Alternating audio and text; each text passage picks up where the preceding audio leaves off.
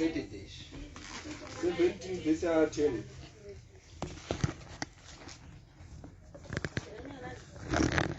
Jeremias 17:10.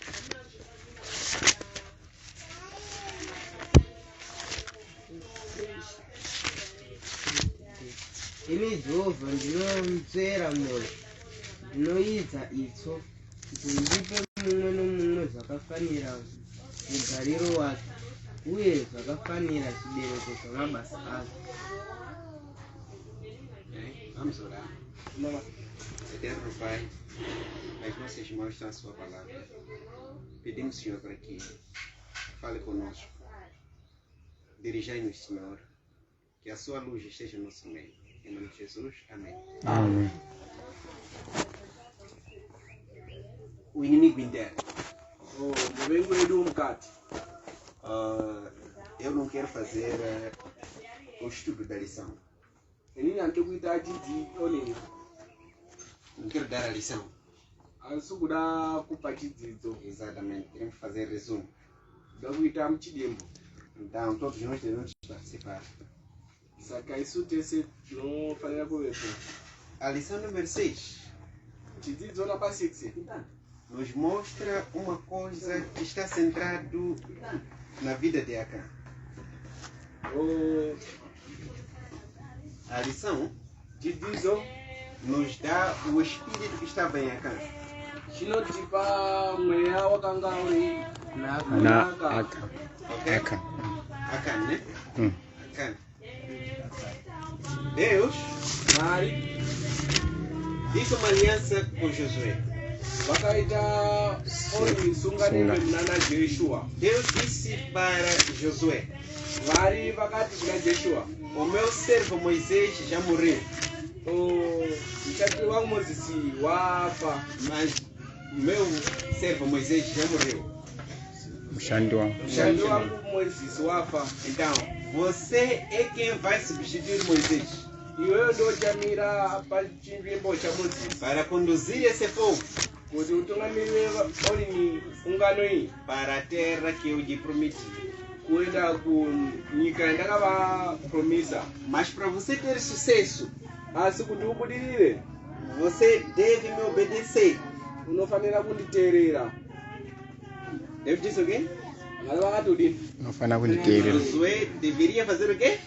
Obedecer. Joshua yafanira kuteerera. Tudo que eu for a dizer, Chese chononga ndataura você deve seguir. unofanira kuchiteerera. Não deve se desviar nem à direita nem à esquerda. Haufanira kubuda nekuruboshwe nekurudyi. Tem que estar dentro daquilo que eu for a te dizer. Unofanira kuva pane zvose ndokuudza. E Josué disse: Iwe Joshua akati, Senhor, estou pronto. Mwari ndiri pano. Eu irei seguir as suas orientações. Ini ndichateerera kudaidza kwenyu. Não irei me desviar. Handizobudi pamberi penyu. E Josué começou a obedecer a Deus. Tinozwisisa kuti Joshua akatanga kuteerera Se Mwari. formos a ler a história, Tingaerenga history nós encontramos que a primeira cidade tinozwa kuti thando rekutanga que foi destruída foi Jericó. rakapwanyiwa iJeriko. Depois deles ter atravessado o Jordão, o rio Jordão. Vadarika mfuya unozi Jordani. E Deus disse a Josué: Mwari vakati kuna Joshua, ao entrar nessa cidade para destruir, meipinda mutaudiri kuti muri paradze, tudo que vocês forem encontrar lá não devem levar. chese chomunoona kwariri musatora. Deus disse o quê? Mwari vakati kudini? Chese chaunoona musatora. Tudo o que forem encontrar dentro da cidade de Jericó não devem levar nada. Chese chomunoona mutaundi reJeriko musatora. E eles foram. Vona vakaenda. Os soldados Masoja israelitas foram dados essa informação. masoja avaIsraeri vakataurwa information iyi Que vocês estão a entrar kuti muri kupinda nessa cidade para destruir, mutaundiri kuti muri paradze. mas a ordem de Deus é a seguinte: Asi mutemo waMwari unoti não devem levar coisa alguma dentro da cidade. hamufaniri kutora nechino chimwe mutaundiri, Vocês devem destruir tudo. munofanira kuparadza zvose. E os soldados israelitas, quando entraram, uye masoja evaisraeri pavakapinda, quando começaram a destruir, pavakatanga kuparadza, quando começaram a matar, pavakatanga kuuraya, houve um homem, pakaita munhu, soldado, mumwe musoja, de nome Acã. zita rake ndi Akani. Viu algumas coisas. Wakaona zvimwe zvinhu, E ele disse, não, angati oo, deixar essas coisas aqui? kusiya zviro izvi Não, não, não. hazviiti. Quais foram as coisas que Acã viu e levou? Ngezvipi zviro zvakaonekwa ndiAkani zvaakatora?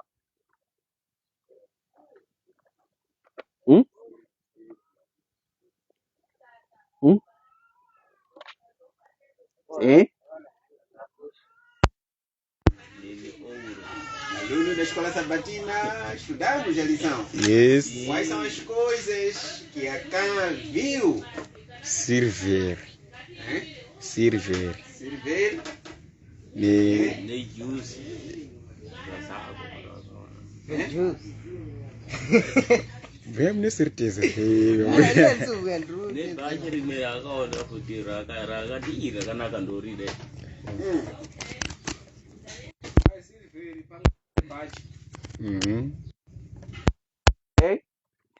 Mas? Nem vê.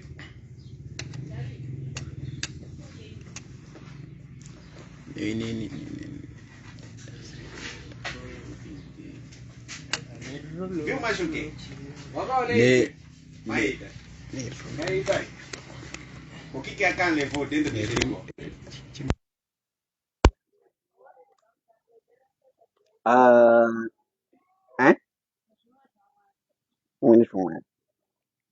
Vamos pegar o livro de Josué, Ngalibakate m'buku la Joshua, capítulo 7. chapter 7.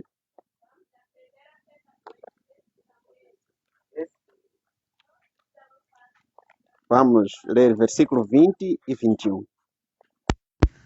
Ipapo Akani akapindura Joshua akati, zvirokwazvo ndakatadzira Jehovha Mwari waIsraeri, ndakaita zvokuti nezvokuti.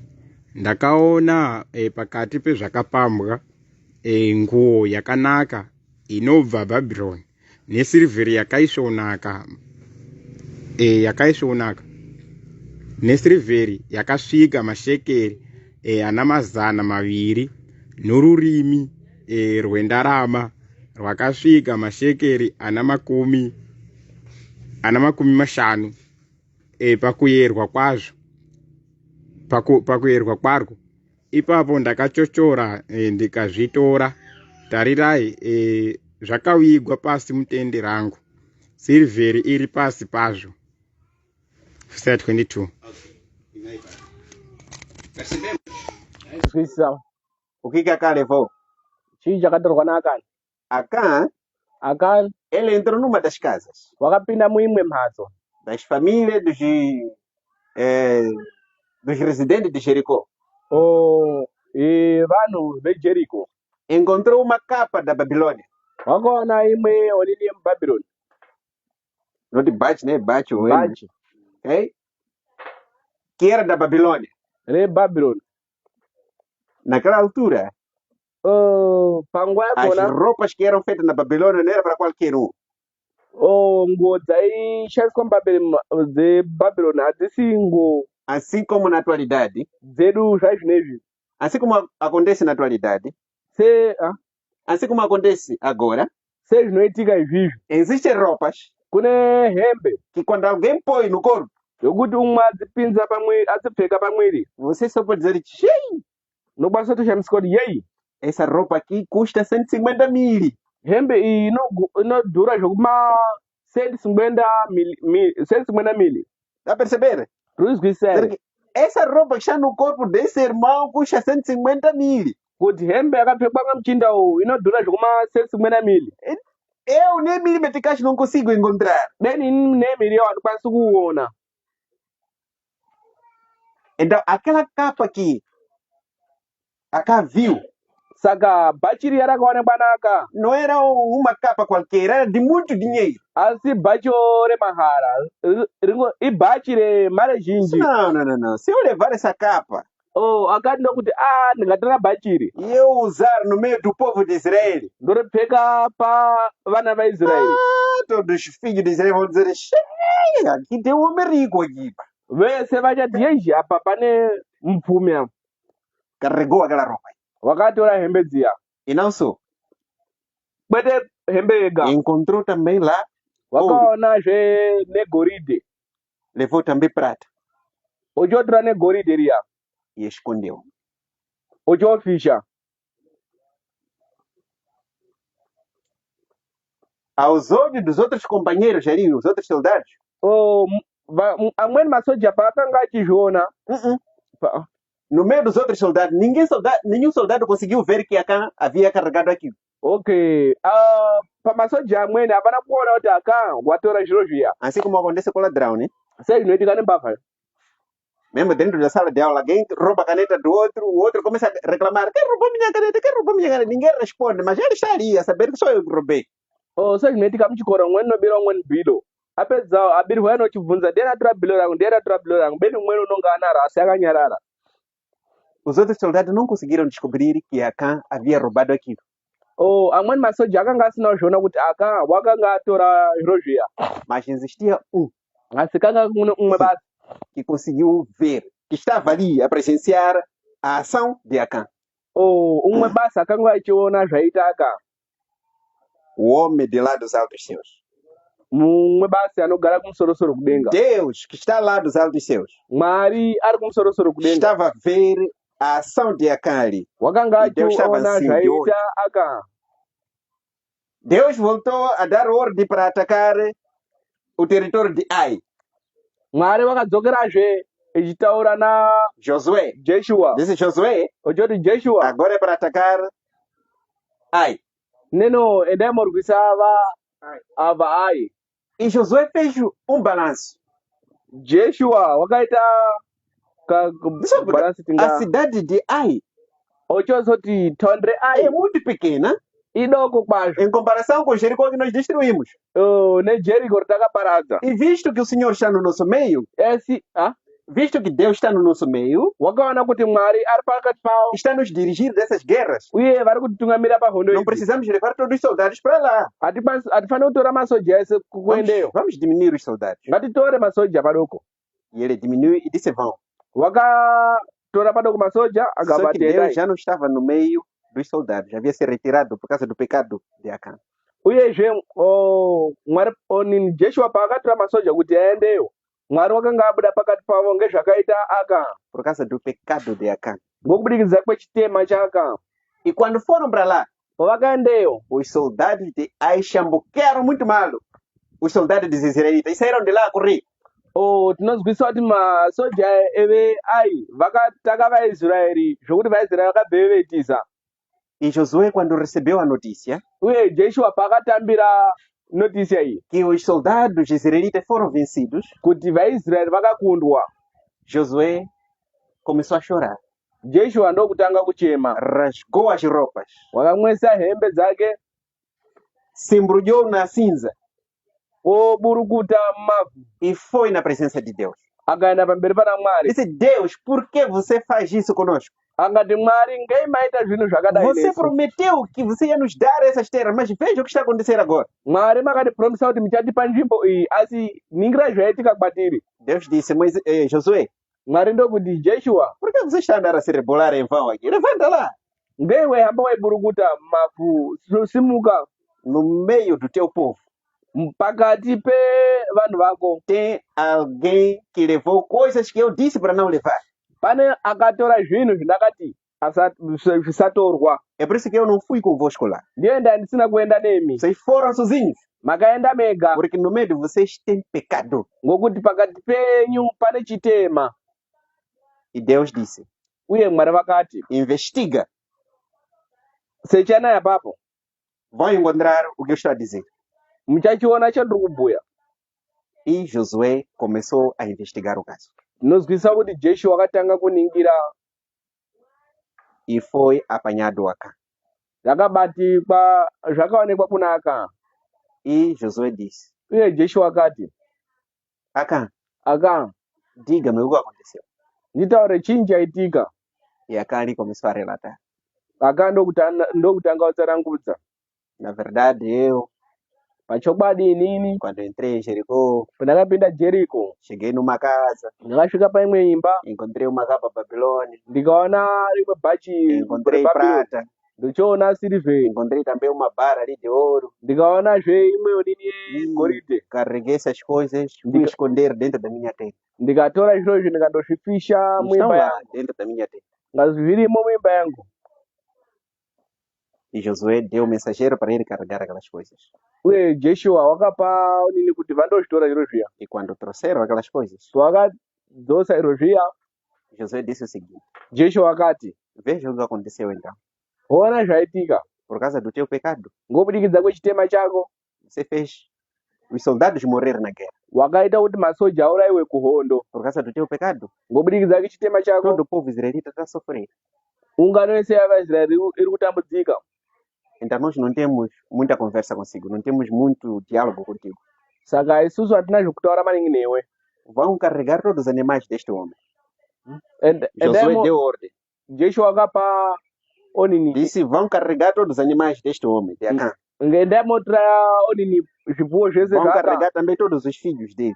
mondotora futi nevana Vão vake, carregar também todas as esposas dele. mondotora nevakadzi vake.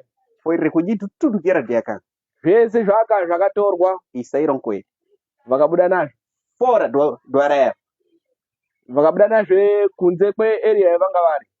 E chegado lá, Vaguma iyoyo Josué orientou: Joshua akataura achiti, destrua a vida desse homem e tudo que é dele. paradzai zvinhu zvese zvaanazvo nayeyo.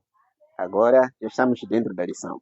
Izvizvi pakati pechidzidzo. Agora vão começar a chover perguntas.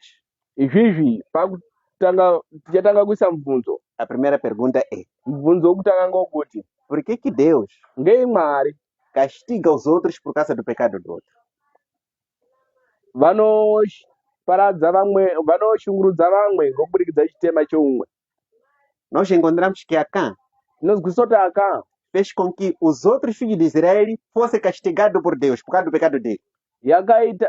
tinozwisa kuti Aka wakaita kuti vamwe vaIsraeri vandoparadzwa kuhondo ngokubudikidza chitema chaangaita. Então a pergunta que eu coloco é: Saka mubvunzo ndoisa ngokuti por que Deus ngei Mwari permite com que o outro seja chamboqueado vakatendera kuti umweni aurayiwe ngokubudikidza chitema choumwe?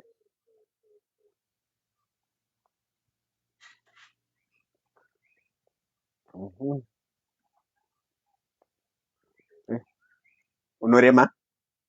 Nokuri kurema Unorema? kuti azviiti kuti ndiurayiwe moshairi mausolo. Azviiti. Ok.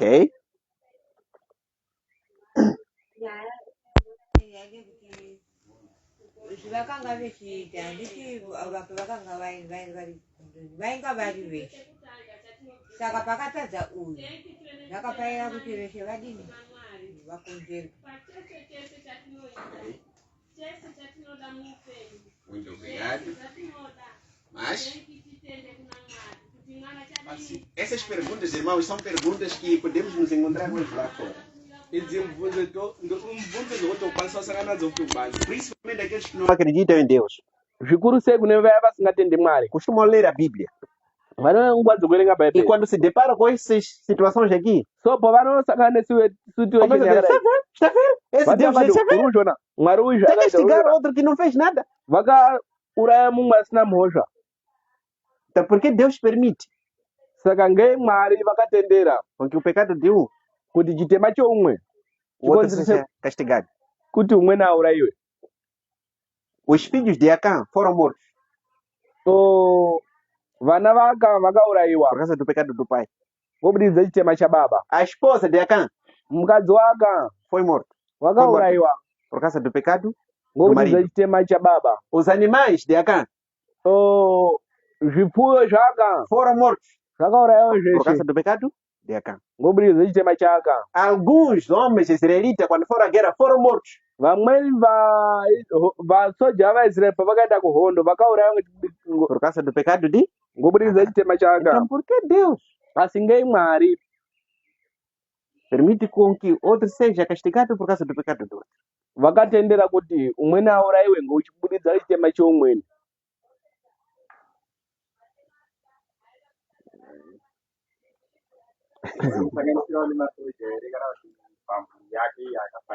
Pamhuri nekumasoja ayo Todos estão Deixa- dentro desse pacote. kubudidza kwake ndotozvizwisisawo kana ndambozwa ngwani. Okay, inini ndichamboedza kumbodaira pamwe ndiyo. Ya panhau dzekuparadza toti kuparadza kamwari kubudikidza nechiwi chemunhu. Kana tichierenga pabhuku yaExodus chapter 20 verse 6.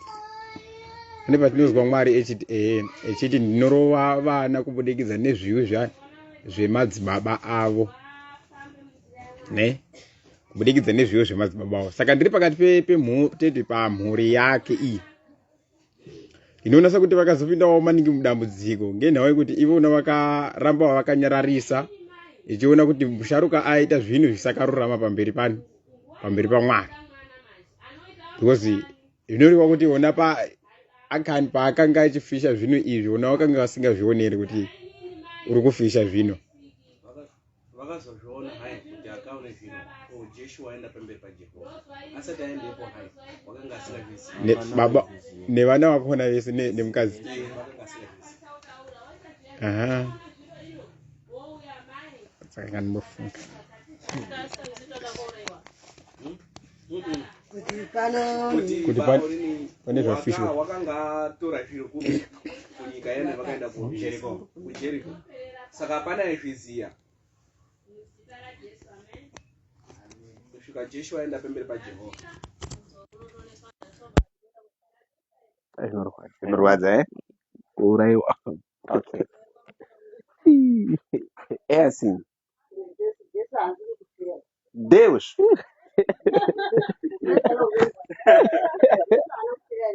Wakatifira. boa pergunta, boa reflexão, Ndiro hein? yakanaka. É isso. Hapana Deus, chakacheka. Mwari quando olhava para Israel, paakatarisa kuvaIsraeri ele não olhava como Israel fosse, como dizer, muita gente assim. Ele olhava como se fosse uma única pessoa. painingira vaIsraeri wakanga asingaoni sevakawanda, waiona semunhu mumwe chete. Estamos juntos? Rutesere A Bíblia diz bhaibheri rinoti que a igreja kuti chechi é um corpo completo. mwiri umwe wakaperera. Estamos juntos? Rutesere E o corpo uye mwiri uyu tem vários membros. ine mamembers akawanda, Tem olho, nemadziso, tem nariz, nemiro, tem boca, nemuromo, tem dedo, tem nezvikunwe, o pé, tem nemirenje, o braço, tem nemuoko, cabelo. nebvudzi, Representando o quê? zvichimirire izvi. Cada Umwe crente naumwe da igreja. mutendi wemuchechi iyoyo. Estamos juntos? Ritese A igreja Chechi. de Cristo, chechi é yaJesu igual ao corpo humano. zvakafananidzwa nemwiri E wemunhu. o corpo humano Mwiri wemunhu tem vários membros. rine zvakasiyana E cada membro tem sua função. uye chimwe nachimwe chine basa O racho. trabalho que é feito pelo braço, Basa rinoshandwa ngemuoko a orelha não é capaz de fazer. hariitwi ngenzee. O trabalho que o olho faz, Basa rinoitwa ngedziso o pé não consegue fazer. murenje harikwanisi kuzviita. O trabalho que o pé faz, Basa rinoitwa nemurenje o nariz não é capaz de fazer. miro haingazvikwanisi. Mas se formos a ver todos os trabalhos que os membros do corpo fazem, o objetivo é o mesmo para o bem do corpo. Tingandoningira mabasa anoizwa ngechimwe nachimwe anoitira kuti mwiri uite zvakanaka. Estamos juntos? Ritesere Por exemplo, o olho. ngatiboba example yedziso Ele vê que aqui tem cova. inoona kuti apa pane gomba. Logo, o olho comunica ao pé que, olha, não entra ali, tem cova. Você não vai sair dali. Dziso riyani robhuya kumurenje kuti usatsikepo ngokuti pane gomba unowirepo. É ali onde o pé esquiva. Ndo payani tsoka inodini inosiyana nekuendepo. Estamos juntos? Ritesere Então foi assim que Deus olhava para Israel. saka ndizvo zvaionekwa ndimwari Israel kuvaIsraeri. era visto como um corpo. Israeri yaionekwa semiri umwe. É por isso que, Ndosaka quando você é cortado o dedo, ukagurwa chikunwe o que acontece com o olho? chii chinoitika kudziso Deixa cair lágrimas. rinobudisa A misodzi. pergunta que se faz é: Mubvunzo unoiswepo foi ngondzi. onde que foi ferido? Idziso ere rarwadziwa. Foi o quê? Chiini Dedo. chikunwe. Assim como você quando anda chuta pé. Ndo zvinoitika kana weihamba wokaba O que acontece você? O Ajoelha cababue. e pega o pé. unokotama wobata tsoka iya. As mãos pegam o quê? O pé, mostrando que o outro companheiro fez o quê? Sofreu. Ndo zvinoitika kana uchihamba ukaba buwe unobvaka kundobata murenje uya zvechiratidza kuti chimwe chinobatsira pamwiri chadini É chakuvara. por isso que Deus, Ndosaka Mwari ele castigou todos aqueles por causa do pecado só de. wakaparadza vanhu vese ava ngokubudikidza chitema chemunhu O que umwe. significa que um dos membros cometeu o erro. Zvichireva kuti umwe wemamemba akaita E o resto também dos chakashata. outros membros fizeram o quê? Ficaram afetados. Vamweni vese vakarwadziwa ngokubudikidza kechitadzo cheumwe. Esta lição, queridos irmãos, é aplicável na nossa atualidade. Chidzidzo chihamba chinobatawo panguva yedu iyi yazvino. Hoje nós somos o Israel atual. Nyamasi isusu tiri vaisraeri. Deus está nos Vapamweya. dizer o seguinte: Mwari vari kuti não vivam no pecado. musararamira muchitema. O que significa que no nosso meio, Zvichireva kuti pakati se pedu existir filhos de Deus, pakanga pane vana vaMwari, se existirem kana varipo vana vaMwari, filhos de Deus vana que vaMwari estão a continuar a fazer as coisas que Deus disse para não fazer, vachiangira kuita zvinhu zvakazwi naMwari musaita, a igreja não vai prosperar. chechi haizorambi Não vai Yagamira. prosperar. Aí budiriri. haibudiriri. É a primeira lição que nós tiramos aqui. Ndo chidzidzo chokutanga chetinobvisepo. Devemos colocar na nossa mente Tinofanira kuzvisa mupfungwa que dzedu o pecado que eu estou a fazer dentro da igreja, kuti chitema chandiri kuita pakati pechechi, este pecado não está a afetar só a mim, chitema ichi hachisi kushayishira inini vai basi, afetar aqui também. A todos. chiri kuafekta tese. É por isso que a igreja tem manual. Ndosaka chechi ine manual. Por quê? Ngenyaya yeyi, Quando alguém cai no pecado, kana munhu angawira muchitema, pecado que ele tomou a decisão mesmo de o fazer, chitema chokuti wazvisarudzira zvemamene kuchiita, ele tem que ser sancionado. sancionado, Tem que ser castigado. Tem que receber uma punição. unofanira kupuwa imwe Punish. punishment. Qual é o objetivo? Chinamanga Para cheyi que Deus não saia do seu povo. kuti Mwari vasabuda pakati pavo. Estamos unidos, irmãos? Ritesere hama, Foi o que aconteceu com Acã. ndo chakaitika naka. Deus disse, Mwari vakati por causa do pecado de Acã, wobudikidza chitema eu chaka saí. indabuda. E se é para eu voltar dentro do meu povo, Kana zvakudikana kuti ndidzokere que Acã seja paungano punido. yangu, Que Acã seja punido. aka unofanira kupanichwa. Então a minha oração esta manhã é a seguinte: Munamato wangu pamangwanani wangu ngokuti você e eu não sejamos Acã dentro da igreja. ini newe hatisi ana aka here vemuchechi. Eu e você não sejamos Acãs dentro da igreja. Ini newe tisava vana aka vemuchechi. Exatamente. Porque no nosso meio Ngokuti pakati pedu existem filhos e filhas de Deus que se entregam do coração completo a Deus. kune vanhu nevanhu vari kuzvipira pamberi pana Mwari ngemwoyo weshe. Tem filhos e filhas que dia a dia oram pedindo a Deus para que eles possam alcançar a salvação. Vari kunamata zuva nezuva vechikumbira kuna Mwari kuti vazowana ruponeso. Mas até um certo ponto Deus não está a ouvir as orações desses filhos por causa do teu pecado. Asi ngokubudikidza kechitema chako Mwari havasi kunzwa minamato iyi. Temos que colocar isso na mente, irmãos. Unofanira kuzviisa musoro zvama. É uma coisa muito séria. Chinhu chechokwadi Muito séria. chiri serious. Não devemos levar como se fosse algo leve. Hatifaniri kuchitora chese chiro chemahara. O pecado de um Chitema chemumwe afeta a todos. chinoafekta tese. Outra lição que nós encontramos aqui Chidzidzo chimwe chetinobata apa é a questão da cobiça. É a questão da cobiça. inyaya yekubudikidza kweruchiva. A cobiça, irmãos, Kuchiva hama é uma coisa que estraga a vida de um homem. chiro chinoshaisha upenyu hwemunhu. Nós encontramos que esse pecado começou com Lúcifer. tinozwisa kuti chitema ichi chakatanga naLucifer. Lúcifer, enquanto estava lá no céu, Lucifer paakanga ari kudenga ele cobiçou o trono de Deus. wakachiva chigaro cha Mwari. Disse, não, esse trono quem me dera com que fosse meu. Wakati chigaro ichi dai chaiva chiri changu. E ele começou a fazer planos. Ndokutanga kuita mapulani pfungwa dzake, Começou a enganar os outros anjos. kutanga wamatisa dzimweni ngirosi. Disse, vamos, esteja do meu lado. Akati vai kudivi kwangu, Eu vou formar o exército, vamos levar a autoridade de Deus, vai ser nossa e nós vamos comandar isso. akati mirai kwangu ini ndichaita kuti nditore chigaro icho chiri pana Mwari chiite changu. E Satanás foi expulso do céu Uye Satani wakadzingwa kudenga por causa da cobiça. ngokubudikidza kweruchiva. E hoje, Uye nyamashi ele anda por ali vagueando como um vagabundo que não tem lar de um lado para outro. unohamba pakugwirira kwenyika kubva ino kusvikira ino. Enquanto estava no lar de alegria. Beni wakanga ari kumusha kwerufaro. Gente, Isusu izvizvi ninguém pode dizer que eu não cobiço nada. hapana anofanira Ninguém pode dizer que eu não cobiço nada neste mundo. hapana anofanira kuti ini handichivi munyika ineyi. Nós cobiçamos todos os dias. Isu tinochiva zuva ngezuva.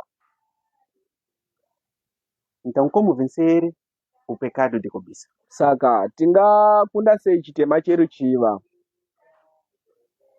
Essa é a pergunta. Uyu ndo mubvunzo. Como vencermos o pecado da cobiça? Tinokunda sei chitema cheruchiva?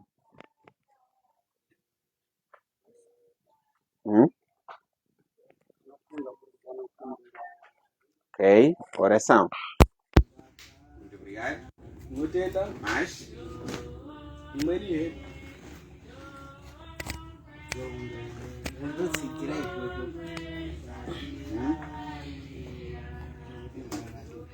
Chandinamato vamweni namato edu achatodai kuna Mwari nokuti isusu vakona tatowira muzvitema.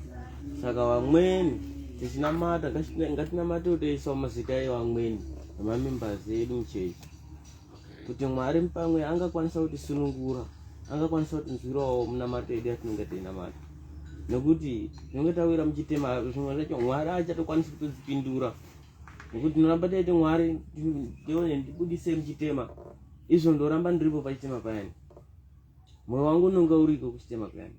Saka apa zvoda kuti tinge teinamatirana. So mwono wangu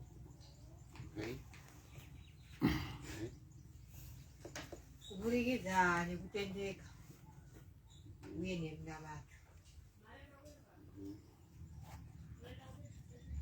Muito obrigado.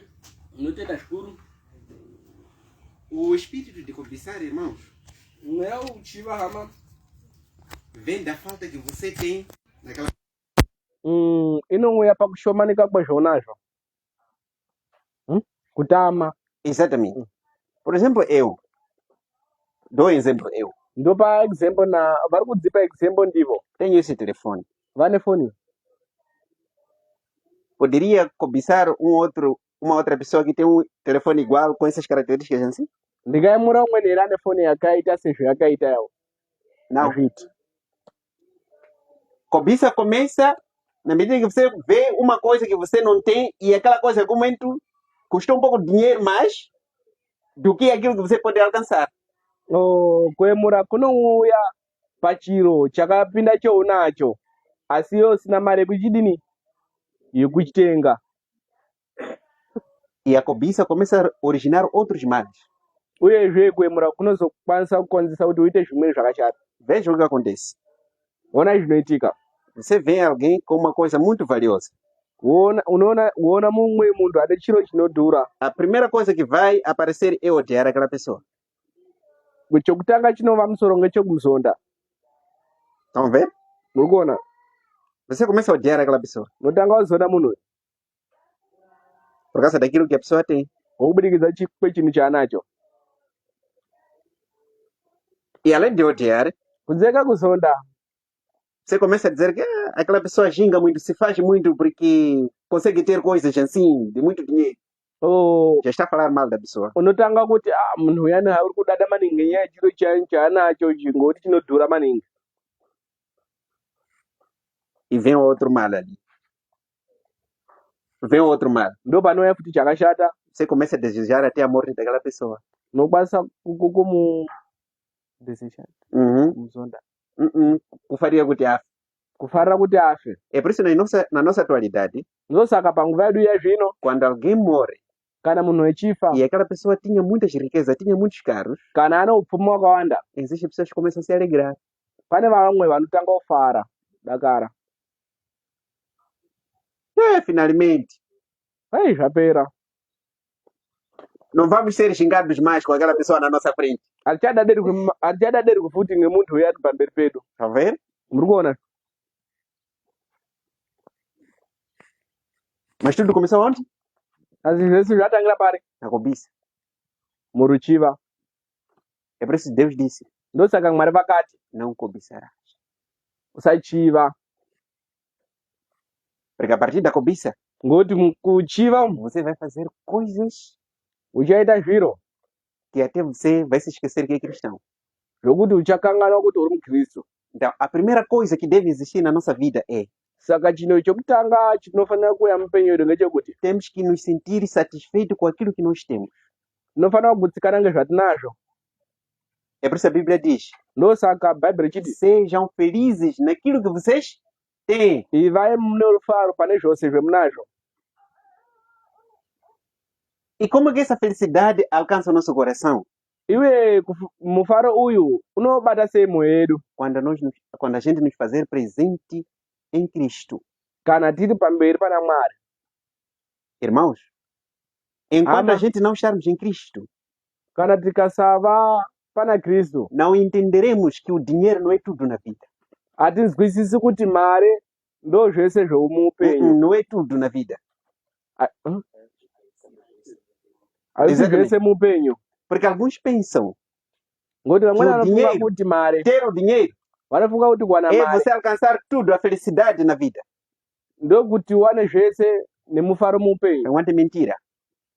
Beni kumanyepo Se você for a perguntar os homens mais ricos neste mundo, ukandobvunza vazhinji vakapfuma vakuru munyika ineyi, alguns deles não conseguem dormir. vazhinji vacho havasi kukwanisa kubata hope. Durante a noite começa a contar o número de chapas ali, 1, 2, 3. Então, quando os outros já dormirem, eles já contar o número de chapas ali. Vamweni vacho vari kuswera usiku wese veerenga mazenge, Não tem paz. havana rugara. Por quê? Rugare ngenyaya yeyi Na mente dele, mupfungwa mavo sempre está pensando, nguva nenguva muri como que kufunga vai ser esse meu dinheiro amanhã? Se eu morrer, quem vai gerir esse dinheiro? ndikafa ndiani achabata mari iyi. Foi o que aconteceu com Nabucodonosor. Ndo zvakaitika naNebhukadhinezari. Nabucodonosor, porque ele era rei, Nebhukadhinezari e ngoti ele wanga tinha ari tudo mambo, na vida, beni ngokuti wanga ane zvese, dia a dia ele pensava, zuva nezuva aifunga, como que vai ser o meu reino amanhã? umambo wangu wamangwana uchava Como que vai sei, ser o meu reino? mambo wangu wamangwana Eu uchava vou sei, reinar para todo sempre. ini ndichatonga zvamu É chose. por isso que Deus, depois lhe deu aquele sonho, Ndosaka Mwari vakamupa hope dziya. e respondendo que ele não seria um rei para todo sempre, ele ia morrer. Zvichireva kuti mambo uya akanga asiri mambo zvamu chose, Então, asi primeiro nerimwe aspecto, zuva aizofa. nós devemos estar satisfeitos naquilo que nós temos. Saka isusu tinofanira kuva teikudza zvese zvetinazvo. Então, a satisfação vem através de nos entregar em Cristo. Saka zvinhu zvese zvino A satisfação não existe. Kuti zvangu ndinazvo zvinonditi aquilo que eu tenho, exato, aquilo que eu tenho é zvese suficiente para a zvatinazvo minha vida. zviri kukwanana muupenyu hwangu. Exatamente. Porque a vida se resume apenas em 3 aspectos. Ngokuti upenyu unotsanangudzwa muzvikamu zvitatu. Basta ter, primeira coisa, comida. Chokutanga zvokurya. Se você tem comida suficiente Kana une chikafu chinokwana, para poder matapichar, almoçar e jantar, ou almoçar e jantar, zvokurya mangwana masikati madekoni kana masikati madekoni, é o básico. Zvikuru maningi. Você vai conseguir ter força para trabalhar, Unokwanisa kuva nesimba rekundoshanda. você vai conseguir apanhar bem o sono, Unokwanisa kubata hope zvakanaka. porque se você estar com fome não vai apanhar sono, mentira. Ngokuti kana une nzara aungabatwi ngehope Nem ne. tão pouco. Aungabatwi ne. Então significa que se você consegue jantar, Zvichira kuti kana ungakwanisa kurya chemanheru você vai conseguir apanhar sono tranquilo. unokwanisa kubatwa ngehope zvakanaka. Segundo aspecto, Chechipiri, uma residência, onde viver, casa para viver. pokuata pamhatso. Exatamente. Se Pokuata. você tem uma casa Kana une mhatso básica, yakaperera é uma das coisas fundamentais na vida. ngechimwe chezvinhu zvine E por fim, roupa. chekupedzisira zvokupfeka. 3 coisas. Zvitatu basi Coisas básicas da vida. zviro zvikuru zvemupenyu. Então já adquirir iPhone, Wewe wauda kuzofunga kumaiphone, querer uma Rama, wauda hamahe aquele carro, Rama. Carro Rama, não, Rama, família. hamaria Ok? Querer 4x4, wotoda GD6. ma GD6. essas coisas não são coisas que vão trazer alegria no seu coração. Izvi zviro zvavisi zviro zvinopa mufaro mupenyu. E quando você for alcançar, ou se você conseguir essas coisas, Kana wazviona zviro izvi que você pensa que vai preencher a alegria, weifunga kuti uchadzadzisa rufaro, vai te tirar a alegria. zvichati kubvisa rufaro. A primeira coisa, se você comprar um GD6, por exemplo, Chokutanga kana tenga GD6, a primeira coisa que aparece na sua cabeça é: chokutanga chinouya mupfungwa mako quantos ladrões estão planificando para roubar meu carro? embavhangana dziri kufunga kuba movha yangu. Quantas pessoas estão planificando a me sequestrar porque eu, quando ando com esse carro, todo mundo consegue ver que tenho dinheiro Vakanga vari kufunga kunditira zvakashata ngokuti para me raptar. kuti vandiuraya. Rapto, não, rapto. Rapto ikubata Kundibira. munhu kumutora uchienda naye kure, depois uzotanga kufonera hama dzako kuti tine hama yenyu kudo, saka kuda kuti Kuti vakanga idzosere vari tipe mari yakati. kundiba Kuba ne kuti rapto. kundiba kuti vandozofona kuti tikutumire mari tikwanise kumusiya. Então tudo isso está a tirar a paz do teu coração. Saka izvi zvese zvinobvisa mufaro mumwoyo. É por isso que quando você está ali a dormir, Ndosaka kana uripo wakata pequeno ruído de rato, você pensa que é alguém que está a preencher seu carro ali, quer despertar. ungazwa gonzo reto chiri wotofunga kuti dani pano wototanga kupwanya wotomuka. Então o que significa que as coisas, deixa ter, irmãos, Zvichireva kuti zviro zvese zvepanyika panapa hama, Satanás traz na nossa vida Satani unounza muupenyu hwedu como se fossem coisas que nos dão alegria, zvichitengate kuti zviro zvinotipa mufaro, como que coisas que preenchem o nosso coração, o vazio do nosso coração. zvichireva kuti zviro zvinodzadzisa kushotekana E kumweni, porque ele é enganador, ngokuti yena unotimatisa ele traz essas coisas unounza zviro izvi para nos tirar a paz, kuti atibvise rugare, para nos tirar o sossego. kuti atibvise mufaro. E nós conseguimos discernir isso quando estarmos no Senhor. Uye zvinhu zvese tinokwanisa kusununguka pazviri kana tiri muna Mwari. Existe uma alegria, irmãos, de ser pobre. Kune mumwe mufaro, Existe uma alegria grande, irmãos, de ser pobre. O ser pobre. Você ser pobre é uma grande alegria na vida. Só que as pessoas não entendem. kuva uri murombo muupenyu zvine mufaro umwe nokuti mufaro mukuru maningi. Só que muitas pessoas não entendem. So vanhu vazhinji havazvizwisisi. E quem traz esse entendimento, Anozviunza kuzwisisa uko, que ser pobre na vida é desgraça, é Satanás. anounza onini zvokuti ukava murombo tingatodini, kuva murombo panyika Desgraça. Não te Unetseka. munhu wemahara. Exatamente. Uri kunetseka. Exatamente. Mas vocês vão perceber que Asi munozwisisa kuti a alegria de um pobre mufaro wemurombo não se compara com a alegria de um rico. hakuenzasi kwene mufaro wemupfumi, Não se compara. hazvienzaniswi.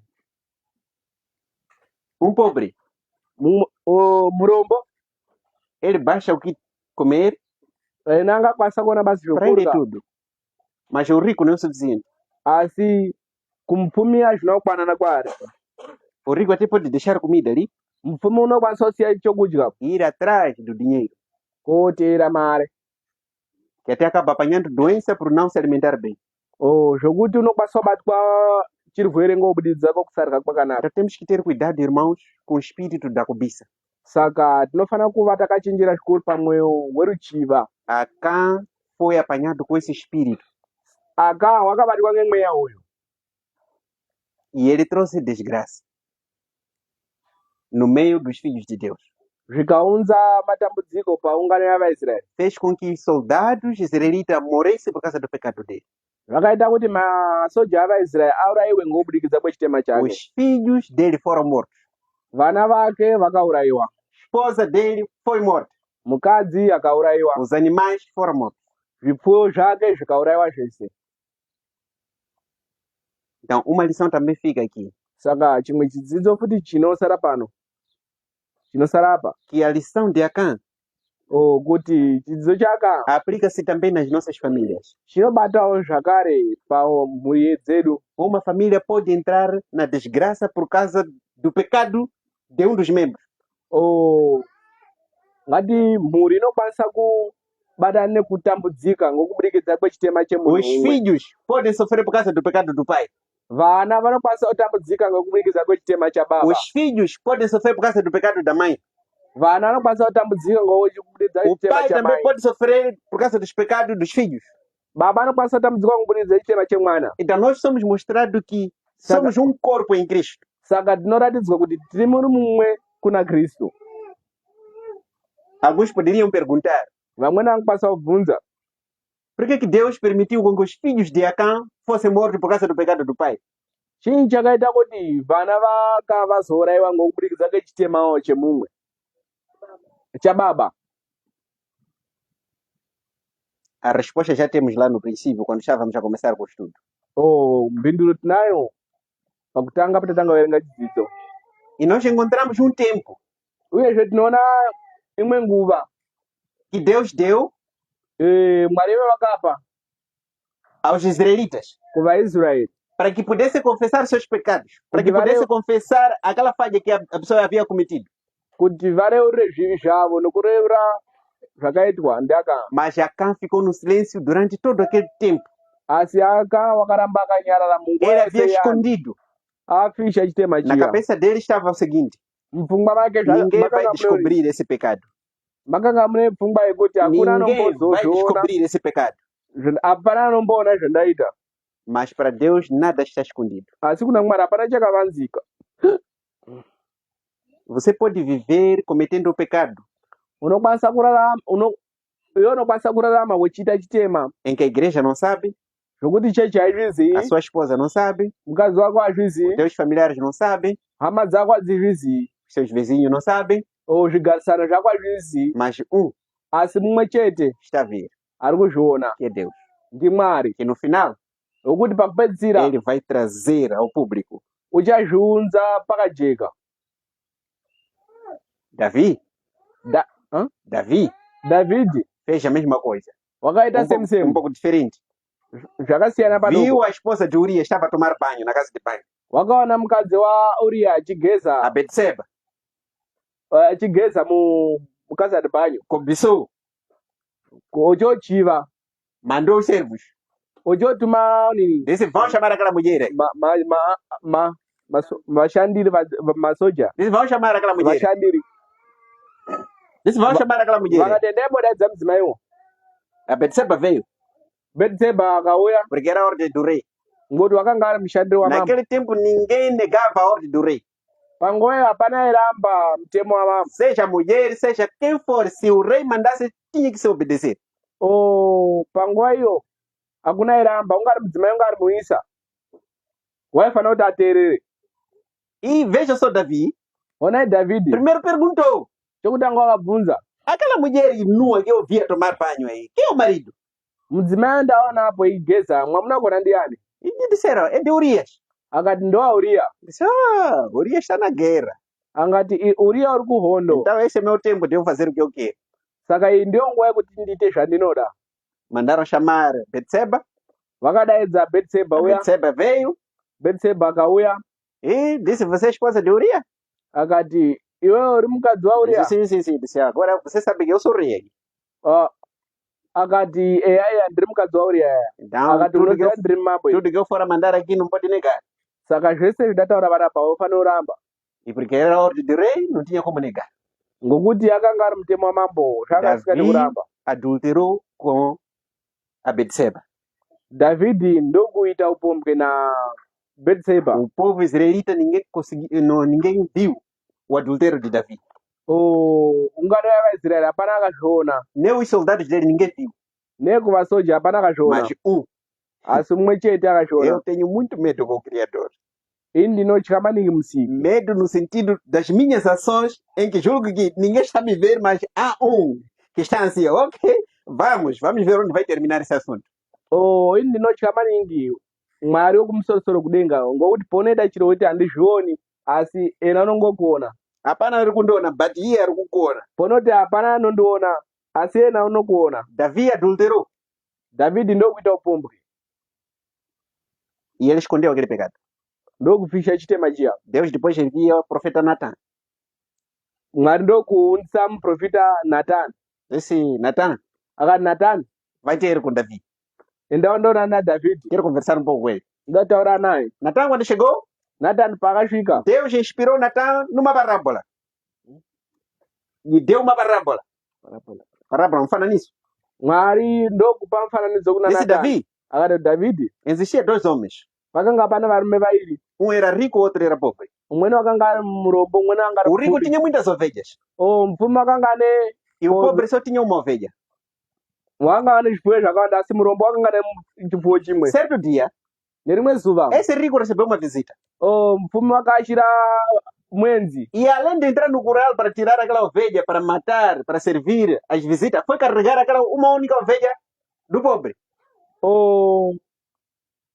onini mupfumi paakawirwa nemuenzi, mupfumi kunze kwokuti andotora pane zvakawanda zvaanazvo kuti aurayire onini muenzi, wakandotora chemurombo uya chimwe chete kuuraya chona. Davi, quando ouviu isso, Dhavhidhi paakazwa zviro izvi ficou muito chateado. wakanyangadzwa, Essa pessoa ali deve ser castigada akati munhu uyu unofanira kuurayiwa. e deve pagar o dobro. Dobro.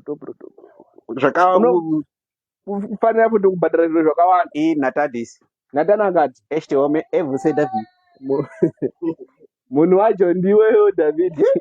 Akati, "Hai, inini?" Disse sim. Akati, "Eya, O que você Digo, fez com a digo, esposa Akaida. de Urias? nemukadzi wauriya." Davi caiu aos pés do Senhor. Dhavhidhi ndokuwa pamberi pana Mwari. Disse: realmente, Senhor, eu peguei. Akati, shuwa Mwari ndatadza, Mas vejam, asi onai aquele pecado de Davi, chitema cha se Dhavhidhi vocês chiya, forem ler a Bíblia, mukandoerenga Bhaibheri, vocês vão encontrar que trouxe uma bagunça na família de Davi. tinozwisa kuti chakaunza vati matambudziko muupenyu Exatamente. Dos filhos hama de Davi, dzaDhavhidhi.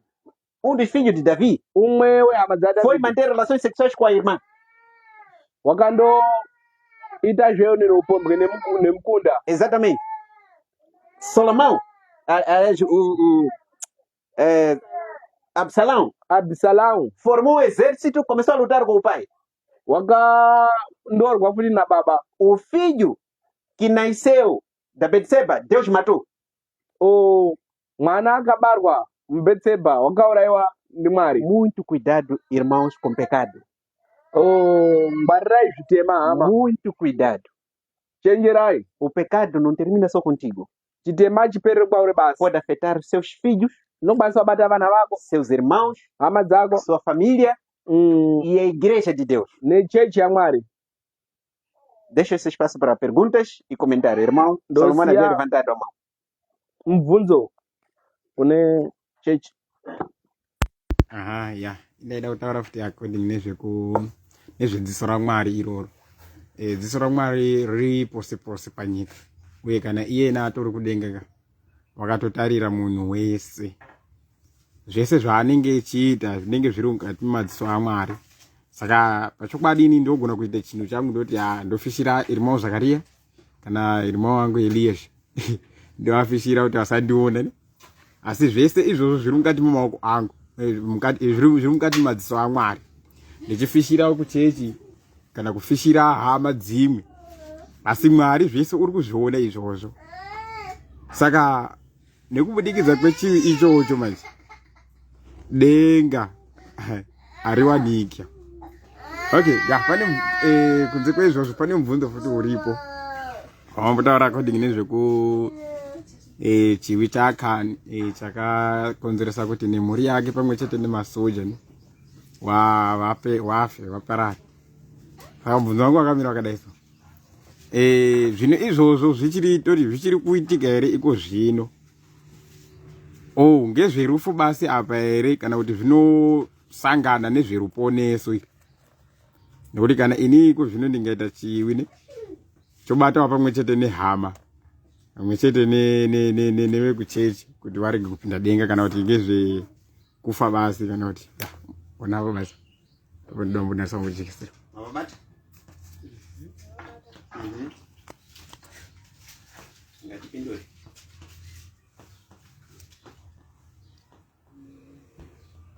Ngatipindure.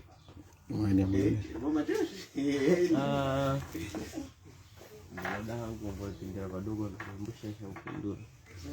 Ati usati wese wafira uchitema kuna unowana denga. Apa wewe unonge wafa wafira zvakashata. Wafira muchitema. Saka denga alikuwanisi kuti urione. Handisi kubvunza munhu akatadza uyani. Ndiri kubvunza vamweni ava kuti paruponeso apa ati wakafa kuti nezvechiwi changu ne kufa paruponeso ke Babu paruponeso anofana kunga anaro. Wakafa kubudikidza ndini? Ngechiwi changu zvino.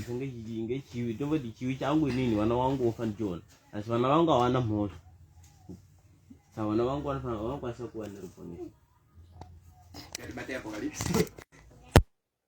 Relação. Zvakazarura ne? Chapter 22 verse 12. Zvakazarurwa 22 verse 12. Tarirai ndinokurumidza kuuya, mubayiro wangu ndinawo kuti ndipe mumwe nemumwe sezvaakabata. Tanzwa? Tanzwi. Mubayiro wangu ndinawo kuti ndipe mumwe namumwe sezvaakabata. Então, significa, perguntaram kuti os meus pecados que estou a cometer hoje, sim, pode interferir propósito que a igreja tem. Propósito que a igreja tem. Por exemplo, a igreja pretende pregar o evangelho, por exemplo. E Deus quer conceder o poder para que os que forem a pregar o evangelho consigam libertar muitas almas das mãos de Satanás.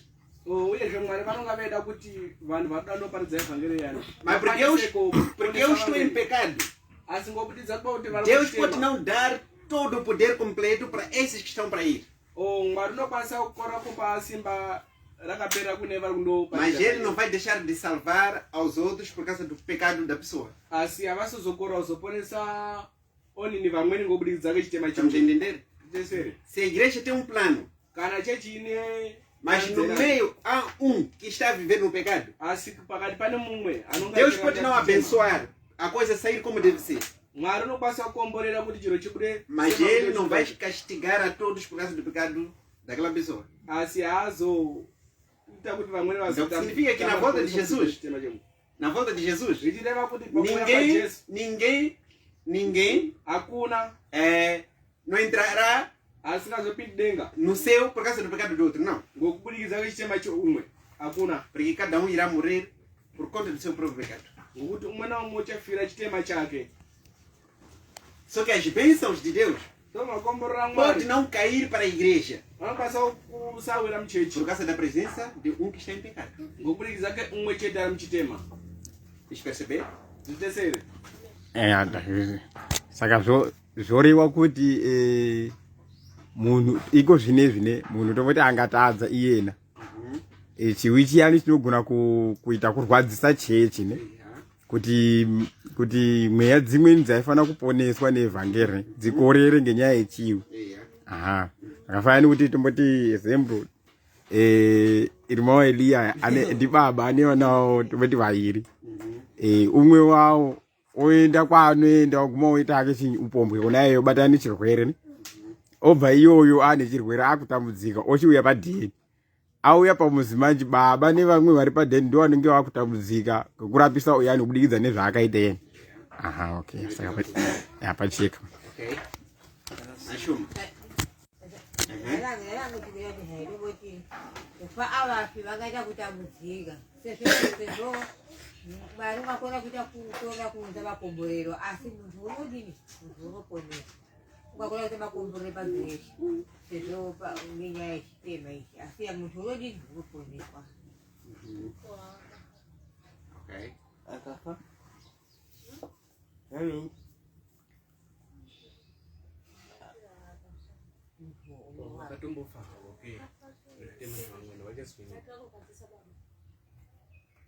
Avo vakafa wakafa ke vayani vakafa ke vayani ngenyaya baba vaita kukwatisa baba Wapi?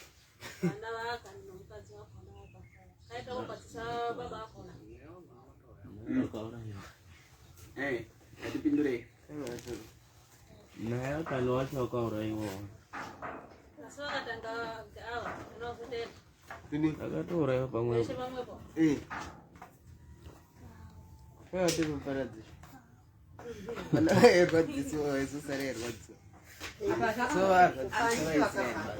apa zvakafanana kuti asi panguva yakapera apo waiti kana munhu angatadza waipondwa ngemapuwe handiti otofire pandiri zvinezvi unowu pakazofa Jesu pandiri vantu vakuita kudini havo vanoita hawo kutomba handiati muntu kuti angatadza kungapondwa ngemapuwe saka ndizvozvodaizvozvo nguva yakone iyoyo vakatoni vanhu vatofa ngenda kuti yanga iri nguva yakone yakani vakafa vapsaka pazvo.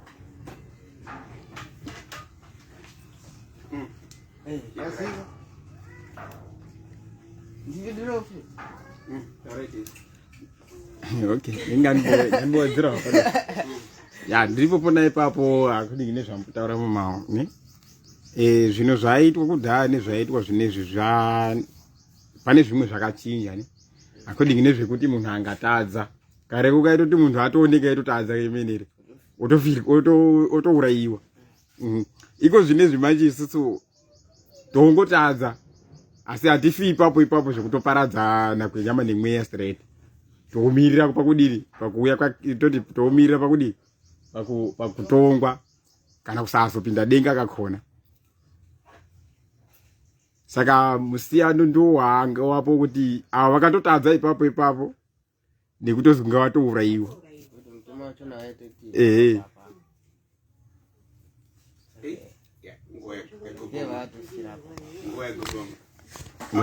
So a pergunta da irmã Maria Kamvunzo wa irmã Maria fica como TPC. uchata A sehomwe hora das 14, ao regressar aqui, vai ser a primeira pergunta a ser respondida, por conta do nosso tempo. Exatamente. Então, a nossa lição termina aqui sadzidzo chedu chinoperera pano e nós entendemos uye tazwisisa que o inimigo interno kuti muvengi wedu ari mukati medu é o nosso coração. ndo moyo yedu. Estamos juntos? O inimigo interno é o nosso coração. Aquilo que nós escolhemos zvese zvetinosarudza em fazer, kuzviita principalmente aquelas coisas negativas que desagradam a Deus, zvikuru sei kune zvose zvisingafadzi Mwari é ali onde reside o nosso inimigo. ndo paya panoonini moyo wedu. Então, para nós vencermos esse inimigo interno, Saka kuti timukunde muvengi wedu uyu precisamos estar com Jesus. tofanira kunge tina Jesu Vamos orar. katinamati. Eterno Pai, te agradecemos este tempo que o Senhor nos deu. Estivemos aqui a aprender. Nos ajudou, Senhor, a compreender que o pecado de um membro afeta a sua igreja, afeta a família, afeta a sociedade, afeta um país inteiro. Nos ajude, Senhor, a refletir as nossas ações antes de praticá-las. Porque aqui nós ficou claro que o pecado que é cometido por mim não termina só comigo. Nos ajude, Senhor, a refletir para não trazermos maldição dentro da sua igreja. Não trazermos maldição nas nossas famílias. Não trazermos maldição na sociedade onde nós vivemos. Nos ajude, Senhor, a caminhar contigo até obedecer. Dá-nos força, Senhor, de vencermos as paixões negativas que fazem com que o Senhor traga as suas maldições sobre a nossa vida. Abençoe a sua igreja. Continue, Senhor, a nos trazer lições para que mais e mais vezes nós possamos aprender e crescer espiritualmente. Abençoe-nos, são graças que suplicamos, no doce nome de Jesus. Amém.